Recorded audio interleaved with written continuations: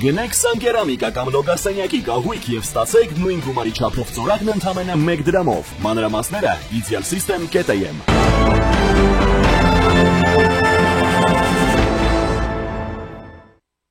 Խորհրդարանական քառորիան գնալով ավելի է թեժանում կրքերը թեժային հատկապես կառավարություն ազգային ժողով հարցոպատասխանի ժամանակ չնայած ընդդիմության բոյկոտին մեր գանձերը ուր են, այսօր հարցրել է Նիկոլ Փաշինյանի պատասխան ազգային ժողովի նախագահը արձագանքել է գանձարանում են պարոն վարչապետ Նիկոլ Փաշինյանն անդրադարձել է նաև Տեր Արամին կարգալույծ անելու թեմային նշելով որ այն մարդիկ որոնք ուզում են հոգևոր կյանքով ապրել կարող են Հովանավանքում հոգևոր կյանքով ապրել Հովանավանքը ինչպես բազմաթիվ այլ հուշարձաններ գտնվում է կառավարության հաշվեկսրում մի շարք եկեղեցիներ անհատույց օգտագործման են տրված հայաստանյաց առաքելական Սուրբ եկեղեցուն կամ բոլոր բարոյական ու իրավական հիմքերը որ այդ հուշարձանները կվերադարձնեն հանրությանը նշել է վարչապետը Ես կարծում եմ որ այնտեղ որտեղ չկա հոգևոր կյանք այլ կան ինտրիգներ կան խարդավանքներ ֆեյքերի ոնց էին անվանել հաջող ձևակերպում կար ֆեյքերեցների թե երեց ֆեյքերի խմբեր են գործում մենք կարող ենք կա բոլոր բարոյական եւ իրավականն էլ որ մենք այդ հուշարձանները կվերադարձնենք հանրությանը եւ Տեր Արամին եւ նրան նման քահանաներին բոլոր ձևերով կաջակցենք որ նրանք Հայաստանում վերականգնեն իրական հոգևոր կյանքը Եվ ես ինքս էլ որպես քաղաքացի հոգևոր կյանքի անհրաժեշտ հարթակի անհրաժեշտություն տեսնում եմ եւ կարծում եմ իմ փնտրտուքներն էլ տեսանելի են եւ կարծում եմ որ համեն դեպս նախնական տպավորություն կա որ այդ տեղը գտնվել է ես իմ տպավորությունները կփորձեմ անձամբ ստուգել Չնայած կարգալույծ լինելուն Տեր Արամը հայտարարել էր, որ հոկտեմբերի 26-ին Հովանավանքում պատրաստվում է պատարագ մատուցել, իսկ վարչապետն էլ տեղեկացրել էր, որ այս կիրակի Հովանավանքում մասնակցելու է Տեր Արամ քահանա Ասատրյանի մատուցած Սուրբ եւ անմահ պատարագին։ Ինչ վերաբերում է Տեր Արամին կարգալույծ անելուն, ապա ըստ Փաշինյանի կարգալույցը չի կարող կարգալույծ անել։ Ներսիսյանը ինքը կարգալույծ է որ իր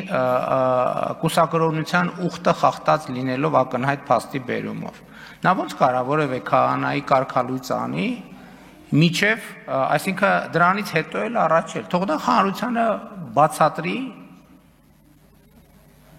որտեղից եւ ինչպես ինքը ունի կինդ եւ երեխաներ եւ այլն եւ բազմաթիվ նա հանրության շատ հարցերի պետք է նա ոնց կարա մարդ կարգալույծ անի ինքը կարգալույծ է ինքը ես որպես հայաստանյաց առաքելական Սուրբ եկեղեցու հավատավոր հետևորդ այս ամբիոնից հայտարարում եմ որ կտրիչ Ներսիսյանը վաղուց կարգալույծ է ինքը հոգևոր դասի մեջ չի ինքը ընդամենը մարդ է որը բռնազավթել է մայրաթոռը մի խումբ իր նման կարգալույծ խմբակի հետ Եվ մենք որպես հանրություն իրավունք այդ բանն էլ որ ասում են եկեղեցի կառավարություն բանը կոնֆլիկտը մենք ոնց կարանք մեր եկեղեցու հետ կոնֆլիկտ ունենանք Ես ասում եմ Հայաստանյաց առաքելական եկեղեցին իմ սրբությունն է ես իմ սրբության հետ ոնց կարամ կոնֆլիկտ ունենամ Մենք կոնֆլիկտ ունենք Հայաստանյաց առաքելական Սուրբ եկեղեցին պղծողների հետ Նրա ուխտը ոտնահարողների հետ եւ բոլոր այդ մարդիկ կարգալույծ են եւ այո ես կգնամ եւ հաղորդություն կընդունեմ եթե կարգալույծը է արել այդ նշանակում է որ այդ կարգալույծության օրը Տեր Արամը եկեղեցու կողմից եկեղեցին ժողովուրդն է Իրական օծման օրը հենց այդ օրն է եւ որպես նոր օծված քահանա ես պատրաստ եմ եւ ոչ միայն պատրաստ եմ այլ կանեմ դա Տեր Արամի ձեռքից հաղորդություն կընդունեմ որովհետեւ եթե կարգալույծը նրան կարգալույծ է արել այդ նշան ապացույցն է նրա քահանա օծված լինելու Այսօրվա եկեղեցական վերնախավը վարչապետի խոսքով որևէ կապ չունի ժողովրդի հետ, որևէ հաշվետվողականություն չի ներկայացնում։ Նա նաև նշել է, որ այլասերվածության այս կատարյալ աստիճանի մասին չպետք է լռել, կյանքս կդնեմ սրանցից իմ սրբությունն ազատելու, հավելել է նա։ Հոգևորականը Bentley ունենա, 3 հատ կնիկ ունենա, 1000 ներողություն ես բառի համար, այդ իրանց ընկալումն է։ Ասենք 4 հատ սիրուհի ունենա, ամեն բանում երկրում մի հատ երեխա ունենա, չգիտեմ ոսկեղեններ ունենա, ինչ ասես ունենա, ով ոչ մեկին հաշվետվություն չտա, խելագար եք դուք։ Ասենք դուք ում եք ներկայացնում, դուք Հիսուս Քրիստոսին, հələ մի հատ մեզ են ասում, ներ։ Դուք ձեզ հայլու մեջ տեսել եք ընդհանրապես։ Եվ այս պրոբլեմները պետք է լուծվեն, Հայաստանը չի կարա զարգանա առանց այս պրոբլեմների լուծման։ Մամուլում հայտնվում է, որ կաթողիկոսի աղբերը KGB-ի գործակալը, ով է հարց տալիս։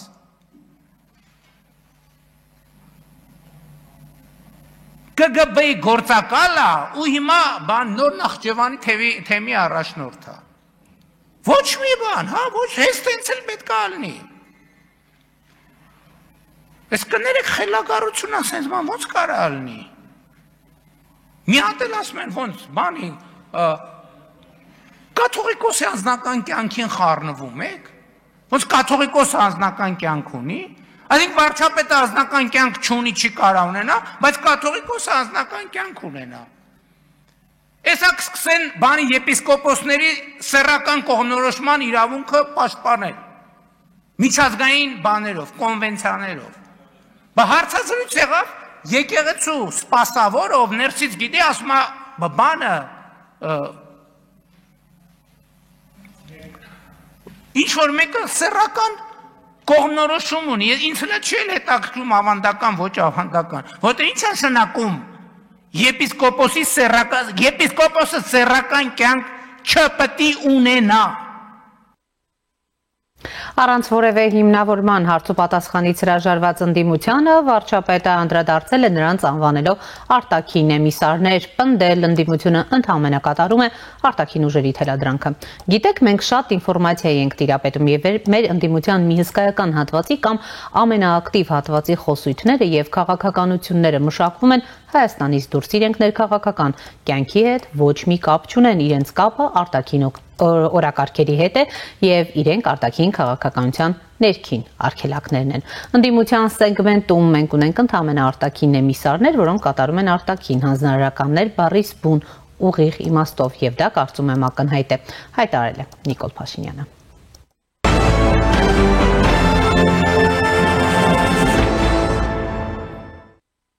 Երեկ իր գործով դատական նիստից հետո լրագրողների հետ զրույցում երրորդ նախագահ Սերժ Սարգսյանը հայտարարել է, թե իշխանությունը 0 հանդուրժողականություն ունի այլակարծության հանդեպ։ Ռեժիմի ներկայացուցիչները նրա խոսքով չունեն ոչ սրբություն, ոչ բարոյականություն, ոչ արժանապատվություն։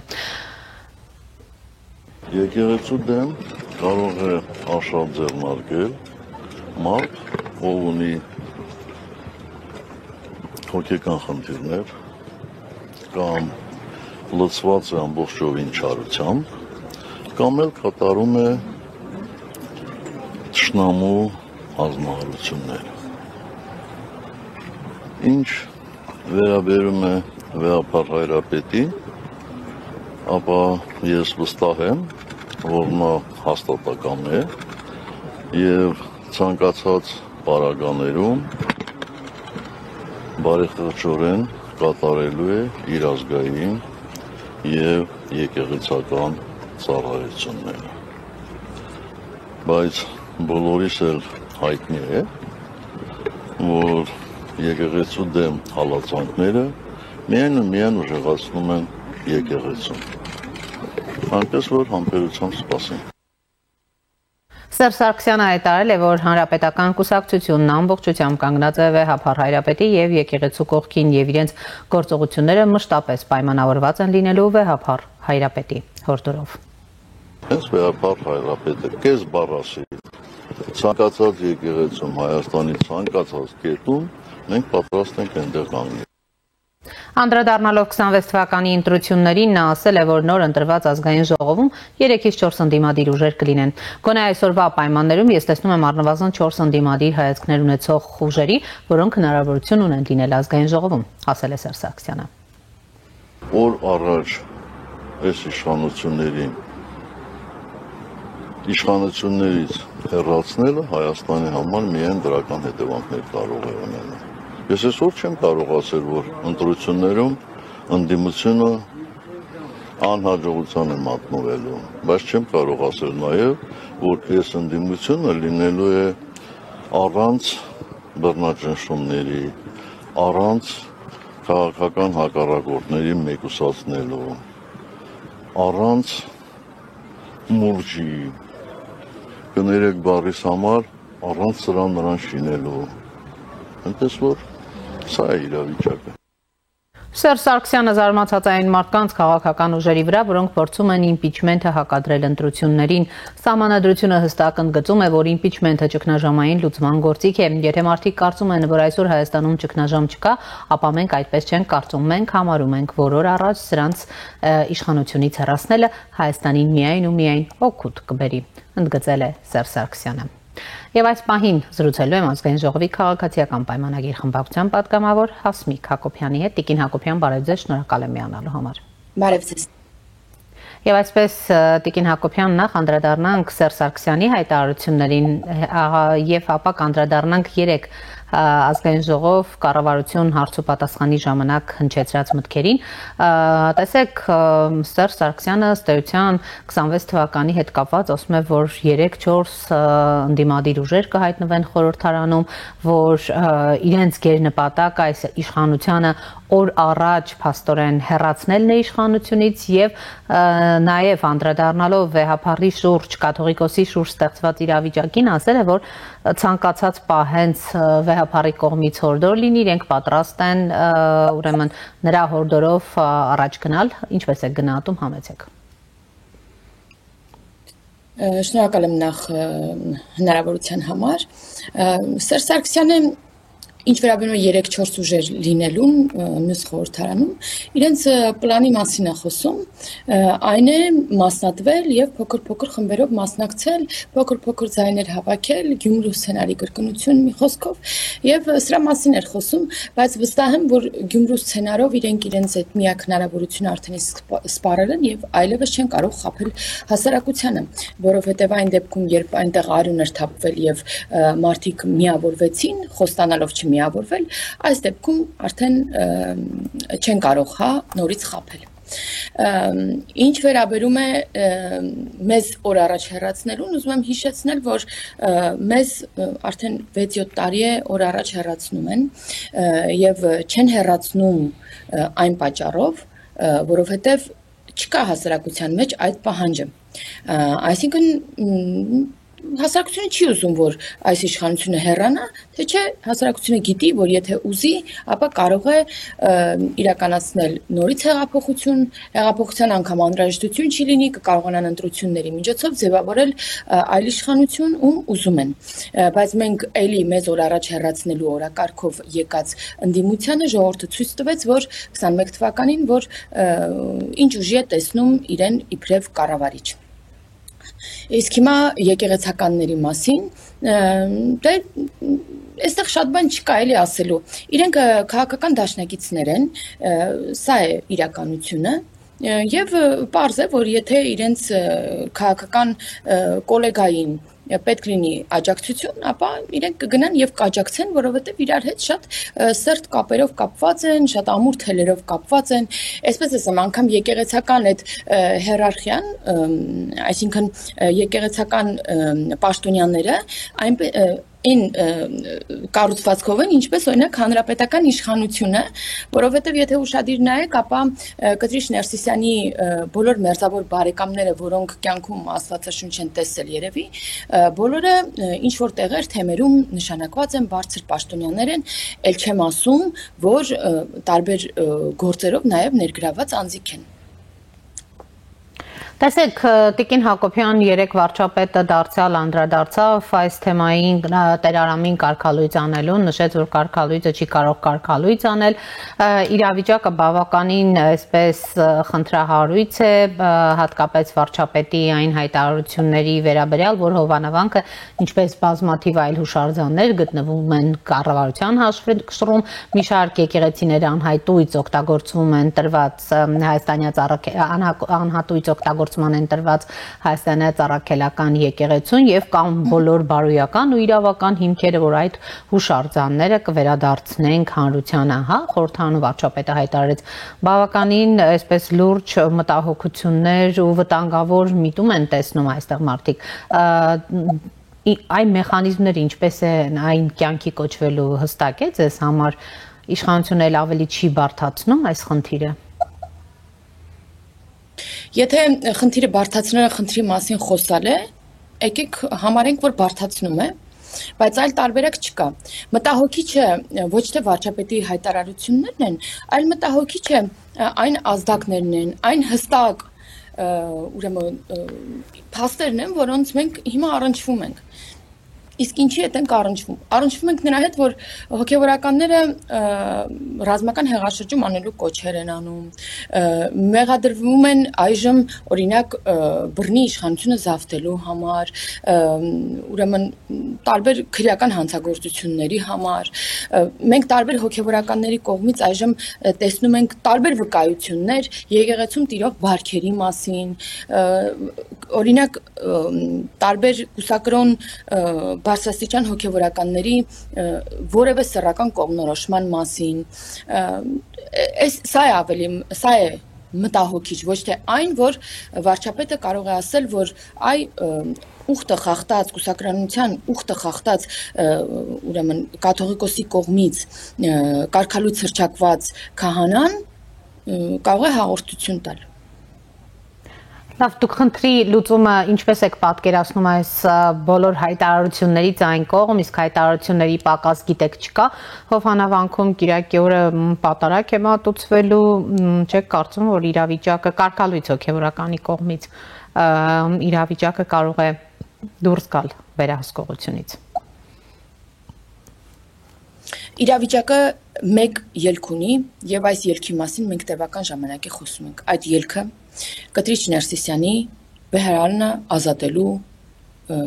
ուղին է։ Այլ ելք չկա, որովհետև սա ձնագնդի էֆեկտով մեծանալու է եւ շատ պարկեշտ հոգևորականներ, որոնք այժմ ծառայություն են մատուցում եկեղեցում, նրանք եւս բարձրաձայնելու են այն խնդիրների մասին, որոնց իրենք են բախվել։ Այսինքն այս առումով լինելու է Տիկին Հակոբյան նորություն, նոր հոգևորականների հայտ կգան, ինչ է ձեզ այս առումով հայտնի, որովհետև մենք ըստ էության հատուկենտ հոգևորականների մասին ենք խոսում հիմա։ Ժամանակը ցույց տվեց, որ ժամանակի ընթացքում հոգևորականները սկսում են բարձրաձայնել խնդրի մասին։ Երբ որ մենք առաջին անգամ խոսում էինք եկեղեցում տիրող բարքերի մասին, այս ժամանակ չկար հոգևորական, որը խոսում էր։ Հետո կամաց հայտնվեցին եւ կարծում եմ սա հաջորդական կլինի, որտեղ վստահ եմ, որ մի քանի հոգևորականներ չեն, որ այս բարքերին առնչվել են, նրանք շատ են, բայց ժամանակի ընթացքում ի հայտ կգան եւ այլ տարբերակ քան կաթողիկոսի հեռանալն է չկա։ Ժամանակի ընթացքում, այսինքն սա ավելի երկարաժամկետ գործընթաց է լինելու Տիկին Հակոբյան, Կիրակի օր ինչպիսի զարգացումներ են հնարավոր։ Մենք մեր նպատակից հետ քայլ չենք անելու, մեզ համար շատ կարևոր է մեր հավատքը, դրա մաքրությունը եւ այն մարդը, որը այժմ կաթողիկոսարանում ամենաբարձր պաշտոնյան է, եթե կարելի է դա այդպես անվանել, չի կարող պաշտոնավարել, որտեղ նման բարքեր չեն կարող ուղղակի տեղ ունենալ մեր ուրեմն եկեղեցում, իսկ բարքերը ելի եմ ասում, սա իրենց ամենակարևոր ուխտը խախտելուց մինչև ընտրական process-ներին հստակ մասնակցությունն է, հոգևորականին պատժելն է եւ այնպիսի իրավիճակ ստեղծելն է, որ հոգևորականը թողնի հոգևոր ծառայությունը։ Սա սենց բաների մասին է եւ պարզ է, որ սրանցից ոչ մեկ կապ չունի հավատքի հետ, որովհետեւ մարդիկ թողնելով իրենց ծառայությունը, իրենց ուրեմն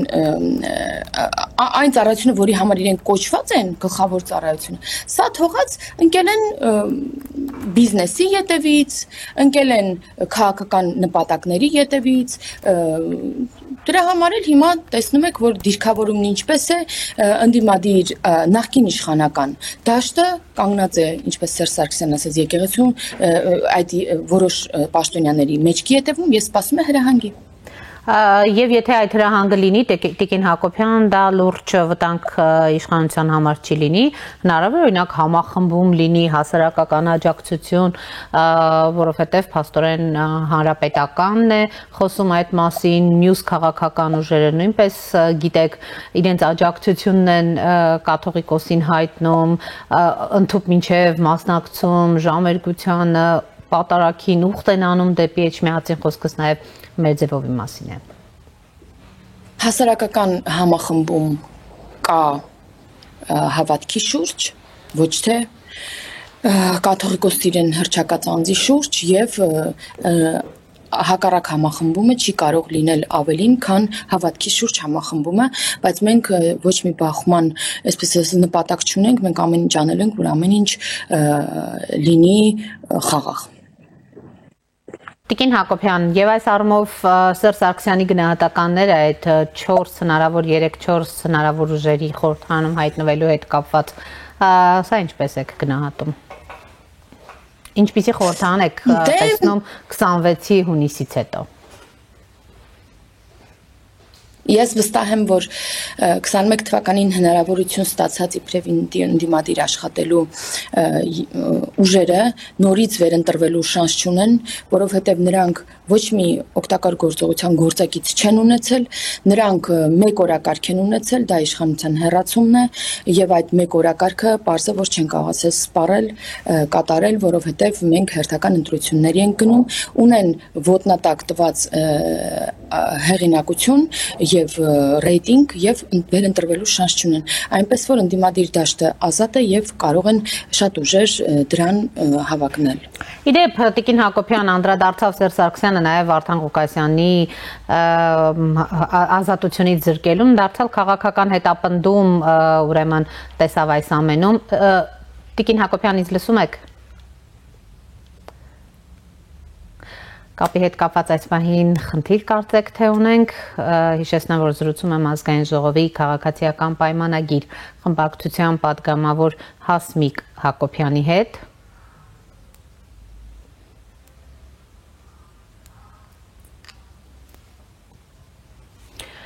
Կապը ընդհատվել է, այս պահին չի վերականգնվում։